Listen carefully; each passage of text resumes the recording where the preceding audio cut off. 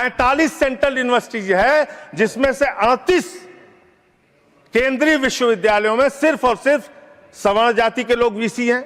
यदि आप SC, ST, OBC आदिवासी वर्ग से हैं तो आप यूनिवर्सिटीज में, विश्वविद्यालय में आप बीसी नहीं बन सकते हैं, आप प्रोफेसर नहीं बन सकते हैं, क्योंकि आप नीची जात से आते हैं। संजय सिंह ने सत्ताधारियों से और राज्यसभा में बहुत ही तीखी अंदाज में सवाल पूछा। आपने इस देश के अंदर विश्वविद्यालयों में आरक्षण को खत्म किया है, यह सच्चाई है मान्यवर।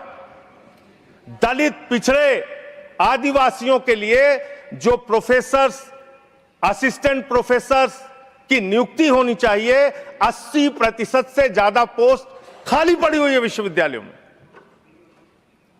और जो चीज आपके हाथ में है, आप दलितों, पिछड़ों, आदिवासियों के हितैषी कैसे हैं? 45 सेंट्रल यूनिवर्सिटीज है, जिसमें से 38 केंद्रीय विश्वविद्यालयों में सिर्फ और सिर्फ सवर्ण जाति के लोग वीसी हैं और 7 में दलित, पिछड़े और आदिवासी हैं।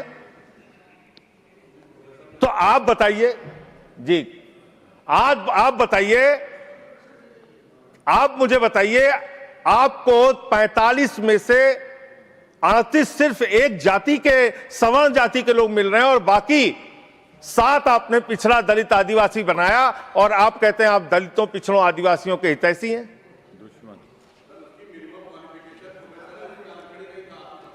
किसमें? मैं वीसी की बात कर रहा हूं, वीसी की बात कर रहा हूं, वीसी की बात कर रहा हूं। वीसी की नियुक्ति आप करते हैं, वीसी की नियुक्ति आप करते हैं।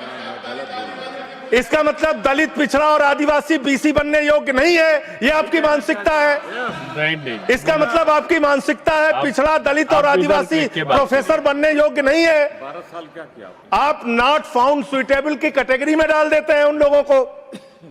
आप क्या न्याय कर रहे हैं उनके साथ? पूरे देश के हाई कोर्ट, सुप्रीम कोर्ट की हालत देखिए सर। देश का है सुप्रीम कोर्ट एक और 25 हाई कोर्ट। वहां पे कितने जज हाई कोर्ट के अंदर या सुप्रीम कोर्ट के अंदर दलित, पिछड़े, आदिवासी हैं? पता कर लीजिए, आपको पता चल जाएगा। तो अगर कहीं उनके साथ न्याय की बात आती है तो आप न्याय नहीं, नौटंकी करते हैं, जानबूझ के दिखाने की कोशिश करते हैं कि आप उनके हितैषी हैं, जबकि आप है नहीं। आपको है ना, और पूरे देश का वातावरण खराब किया आपने। मैं इस सदन के अंदर आपके माध्यम से सरकार को प्रस्ताव देना चाहता हूं, अगर आपकी नीयत साफ है तो हर विश्वविद्यालय में 2 तरह की कमेटी बनाइए। एक जो सिर्फ और सिर्फ कास्ट डिस्क्रिमिनेशन को देखे, यानी कि जाति के आधार पर भेदभाव को देखे, और दूसरी कमेटी आप वहां पर बनाइए जिसमें कि हर प्रकार के भेदभाव को आप कवर कीजिए। कोई झगड़ा ही नहीं होता। भाषा के आधार पर भेद, लिंग के आधार पर भेद, किसी भी प्रकार का भेद, उसको देखने के लिए एक कमेटी बनाते हैं और जाति के आधार पर हो रहे भेद को देखने के लिए एक कमेटी बनाते। कोई झगड़ा ही नहीं होना था, आपने जानबूझ के झगड़ा कराया। दूसरी बात मान्यवर,